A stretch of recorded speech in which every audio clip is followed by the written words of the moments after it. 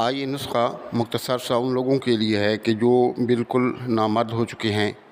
جن کے جگر میں گرمی ہے، مثانے میں گرمی ہے، گردوں میں خرابی ہے اور جسمانی لحاظ سے بالکل لاغر ہو چکے ہیں۔ یہ ان لوگوں کے لیے سستا، انتہائی بہترین نسخہ ہے۔ نسخہ آپ سن لیں: سالب پنجہ، سالب مصری، تخم ریحان اور سفید موسلی۔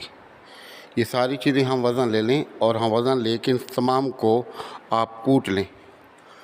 اور اس کو کھانے کا طریقہ یہ ہے کہ رات کو دودھ کو گرم کریں اور جب دودھ پک جائے تو اسے ٹھنڈا کر کے اس کے اندر 1 چمچ اس دوائی کا اس میں ڈال دیں